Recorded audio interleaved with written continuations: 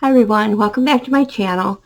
So this really isn't going to be the long craft with me video that I had promised, I don't think, because I've already been sitting here for quite a while. I have been hanging out with Jersey, who is the Jersey Crafter on her channel, most of the day working on this stuff. But I'm loving it so much that I wanted to come on and show you what I've been doing.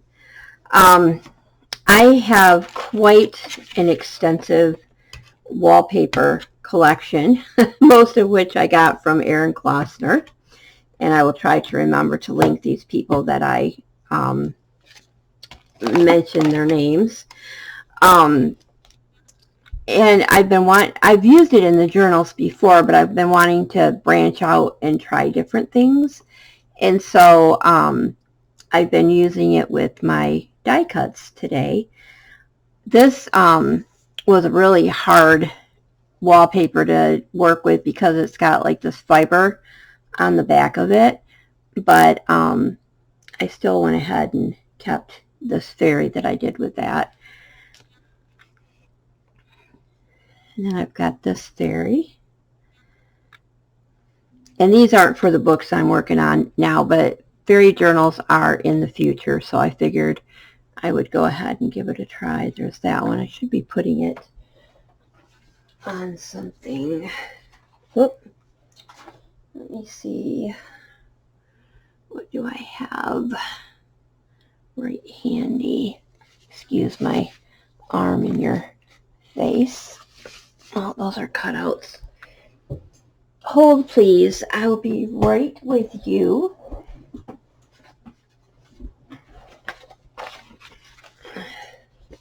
Is that how? Oh, no, it's a little too busy, isn't it? This is what happens when I don't plan to make a video and I just kind of show up unprepared. Let's see. I've got to have something right here. Nothing is plain on the back. Let me pause the video. I will be right back. Okay, here we go. That works a little better. Isn't that a cute little die cut?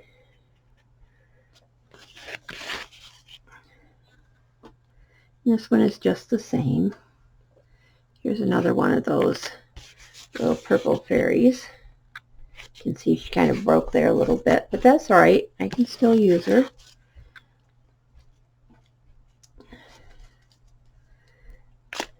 And we've got these.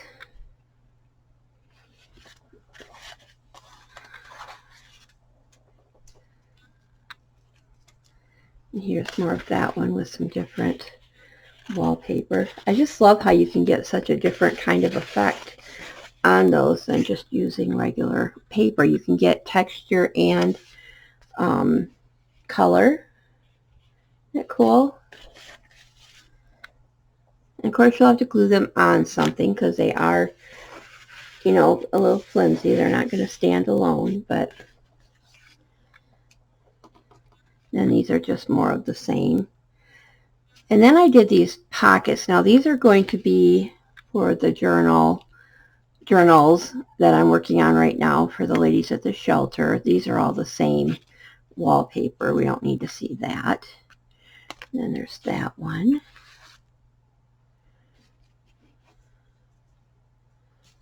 And then we've got this one's a little bit different. Whoops, there's two of them.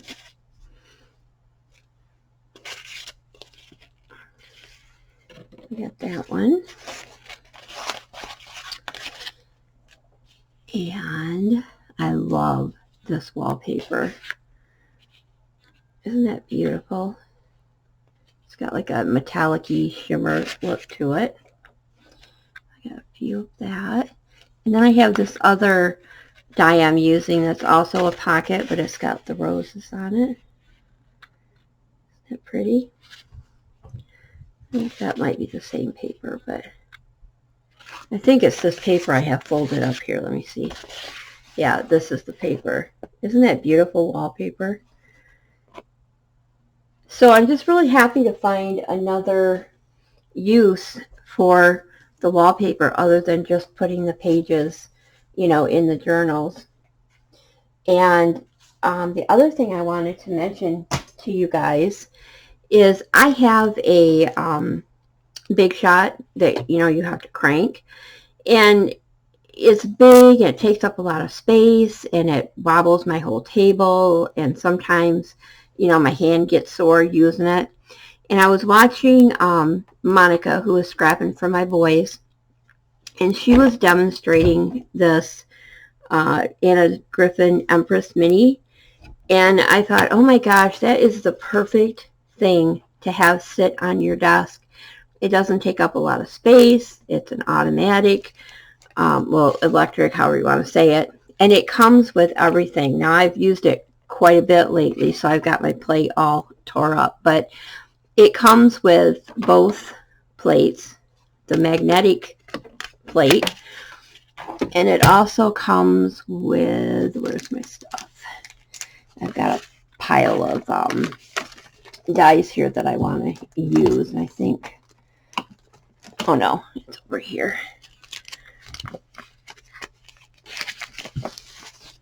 This is the stuff that comes with it, you know, your instructions, which are very easy, and it tells you everything here on the plates you have and what you use them for. But it's got the metal, what's it called? Metal shim for your thinner dies, and it's got the embossing pad as well. So it comes with everything that you would need for any kind of embossing or die cutting. And you know, you have to keep in mind that the space that you're working with is about 3, maybe 3.5. Let me see. No, it's 4. It's 4 inches across. So it's not going to work for your great big dies, but the majority of the ones that I use are, you know, like this size. Like this pocket fits on here perfectly, you know. And you just, let me get a piece of paper. Let me show you how it works. And, you know, I might just be late to the party. You guys might all have already known about this to begin with. And, of course, I didn't measure this, and I'm just recutting, so we'll see if I got it right or not. I'm filming, so probably not. Oh. Well, and it's a little thin. Let's do another one. I kind of try to eyeball it, and usually I do just fine, but you know how it is when you're filming. Things never work out right when you're filming. Oh, that's a little better. Whoops. Not a good idea to rest your plate on top while you're trying to cut something out. I'll show you the things not to do. How about that? Okay, so you just go ahead and you have your bottom plate. You have your magnetic mat that you have your die on. You have the sharp side. Well, it's not the sharp side, but it's the edge that cuts facing up. And then you put your paper on top. You put your other plate on top of that. And all you do is you put it down here. You get it started. Like, just, you're not getting it started. You're just putting it in. And you just hit the, and it just feeds it through. Now, you know, a little crackling is normal. And if you want to take it back through again, it has a reverse. You hold that down, and it will go back through. I'm telling you, this is so much easier than having that great big shot on my desk and having to crank that. I'm just going to peel. And I have been actually doing 2 of these at a time. I just did 1 that time. But I have put 2 of them through. And so then,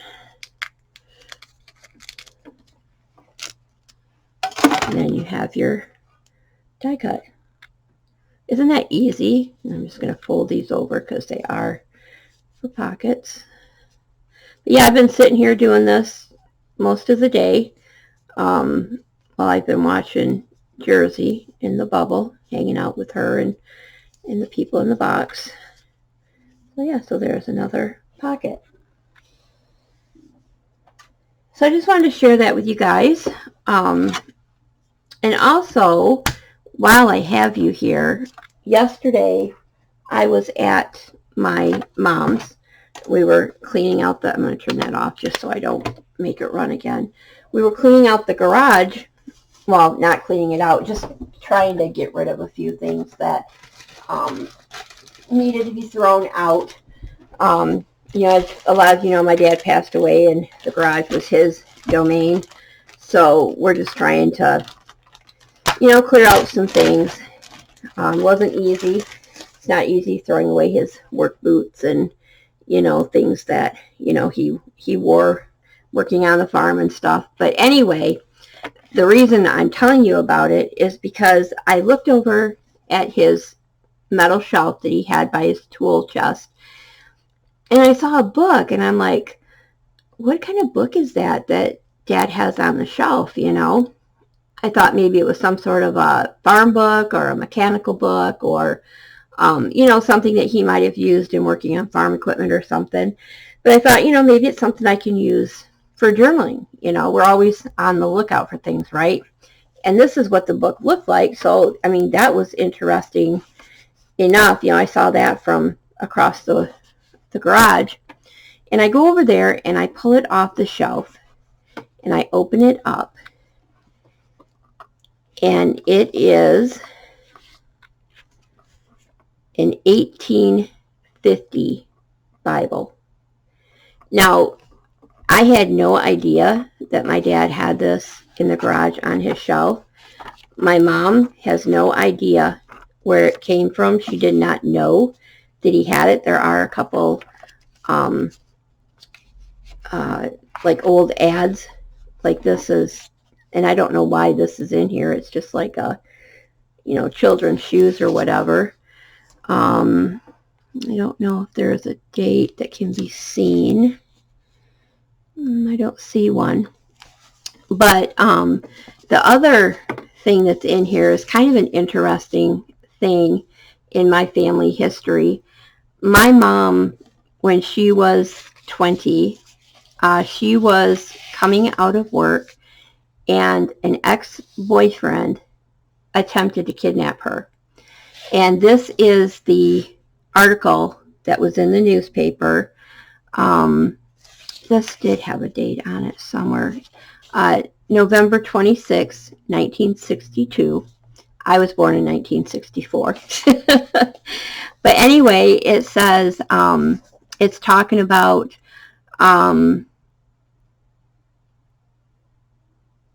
that they weren't going to take any further action in the alleged abduction of a Holt girl Saturday by William Hitchcock, 24, of Lansing.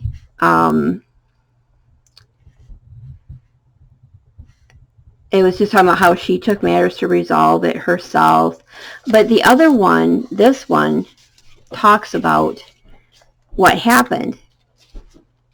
And it says a 20-year-old Holt girl returned unharmed to her home Saturday night after reportedly being forced into a car by her ex-boyfriend and driven to southern Illinois.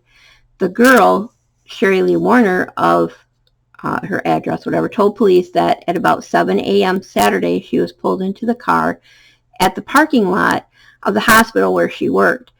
The ex-boyfriend was accompanied by two friends.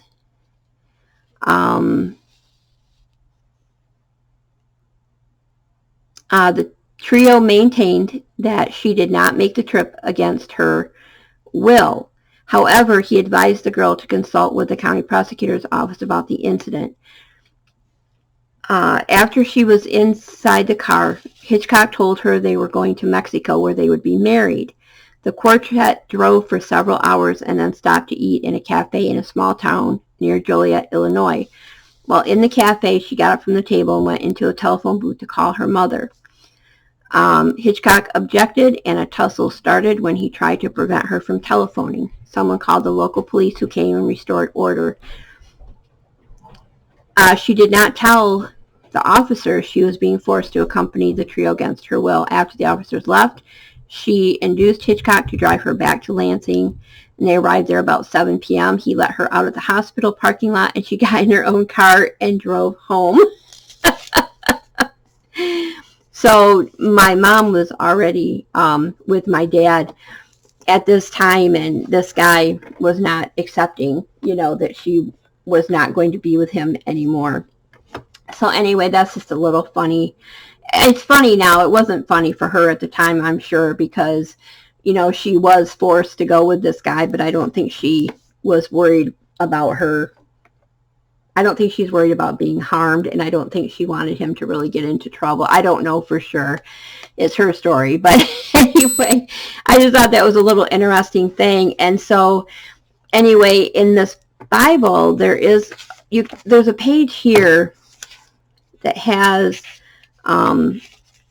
like, it has the writing of like who it belonged to and stuff, but it's so faded you can't really make it out. But back here, oh, we saw it for just a minute. It had where did it go?